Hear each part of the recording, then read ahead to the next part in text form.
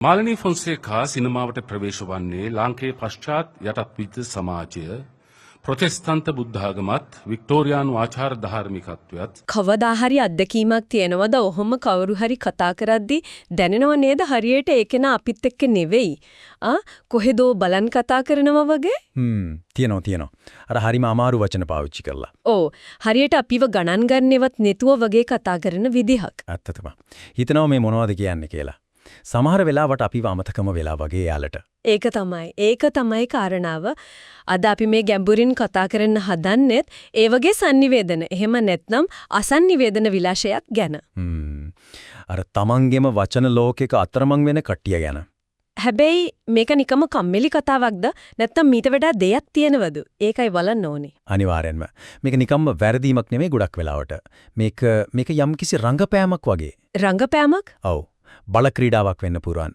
තමම උඩින් තියාගන්න කරන දෙයක්. මේක පිටිපස්සේ මනෝවිද්‍යාත්මක හේතු වගේම සමාජීය දේශපාලන කාරණාත් තියෙන්න පුරුවන්. අපිට ලැබුණ එක මූලාශ්‍රයක තිබ්බා අර ෆ්‍රොයිඩ්ගේ බුද්ධිගතකරණය කියන අදහස ගැන. intellectualization.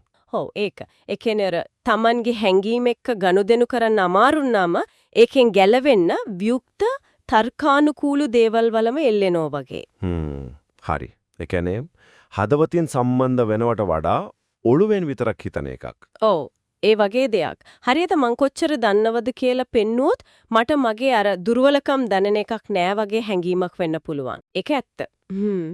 ඒ වගේම තව මූලාශ්‍රයක DSM-5 ගැනත් කියලා තිබුණා අර narcissistic පෞරුෂ ලක්ෂණ NPD. ඒවත් මේකට සම්බන්ධ වෙන්න පුළුවන් කියලා.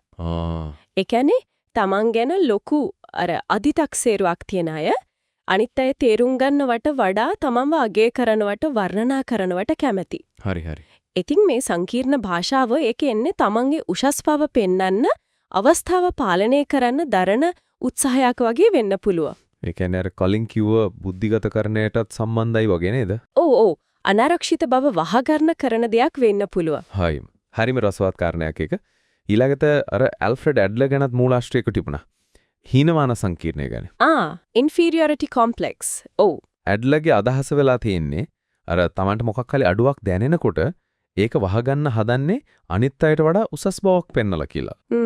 ඒක තේරෙනවා. එතකොට මේ අධිපණ්ඩිත වචන පාවිච්චිය ඒක පිටිපස්සේ ඇත්තටම තියෙන්නේ ගැඹුරු අනාරක්ෂිත හැඟීමක් වෙන්න පුළුවන් කියන එක තමයි මේ මූලාශ්‍රයේ තිබ්බේ. ඒකම ශාස්ත්‍රීය ලෝකයේ ගැන ලියුණු ලිපියක තිබුණා අර obscurity bias එක ගැන. obscurity bias ඒ මොකද? ඒ කියන්නේ තේරුම් ගන්න අමාරු දෙයක් දැක්කම අපිට නිකම්ම හිතනවා එක හරිම බුද්ධිමත් දෙයක් කියලා. එමෙකක් තියනවාද? ඔව් පැහැදිලි නැති තරමට ගැඹුරුයි කියලා හිතනවා සමහර වෙලාවට. ඉතින් භාෂාව කියන්නේ නිකම්ම අදහස් හුවමාරු කරන දෙයක් නෙවෙයි. තත්ත්ව සංකේතයක් වගේ. හරියටම තමන්ගේ తත්වය පෙන්වන සංකේතයක් බවට පත් වෙනවා. එතකොට මේක නිකම්ම පුද්ගල මනෝවිද්‍යාවට සීමා වෙන්නෙත් නෑ වගේ නේද? නෑ. මේක සමාජයයි දේශපාලනයයි එක්කත් ගැට ගහිලා තියෙන විදිහ අපිට ලැබුණු මූලාශ්‍රවල හොඳට පැහැදිලි කරලා තිබුණා. අර විශේෂයෙන්ම ප්‍රාංශ සමාජ විද්‍යාඥයා P.A. බෝඩියු. එයාගේ අදහස්. බෝඩියු. එයා ගැන කියවෙන මූලාශ්‍රවල තිබුණේ භාෂාව කියන්නේ සමාජ බලය ක්‍රියාත්මක වෙන විදිහක් කියලායි. බලය.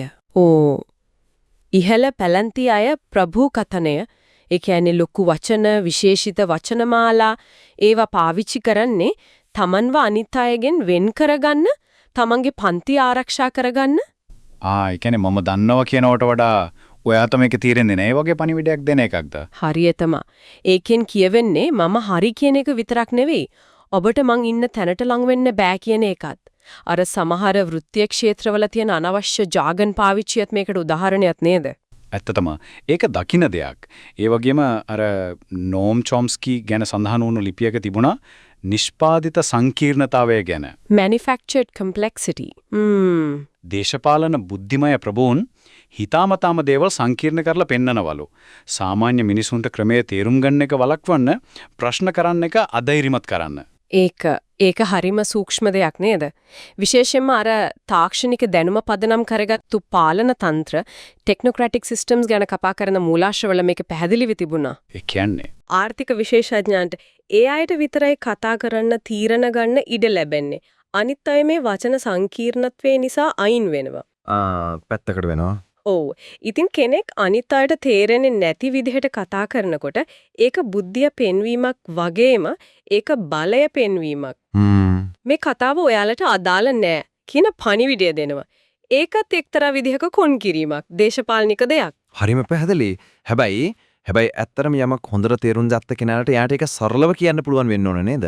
අනිවාර්යෙන්ම. අර අයින්ස්ටයින් කියපු කතාවක් තිබ්බනේ නේද? මුලාශ්‍රයක යමක් සරලව පැහැදිලි කරන්න බැරි නම් ඔබට ඒක හොඳට තේරිලා නැහැ කියලා. ඒක තමයි කාරණේ. හරියටම සැබෑ පරිණතකම සැබෑ බුද්ධිය තියෙන Taman කොච්චර ලොකුද කියලා ඔප්පු කරන එකේ නෙවෙයි නේද? එතකොට අනිත් අයට Tamanව තේරුම් ගන්න පුරුවන් විදිහද කතා කරන එකේ ඕන්වත් මේ කතාබහට ඇතුළත් කරගන්නවා කියන හැඟීම දෙන එකේ ඒක තමයි නියම සම්බන්ධතාවයක් ගොඩනගන්නේ.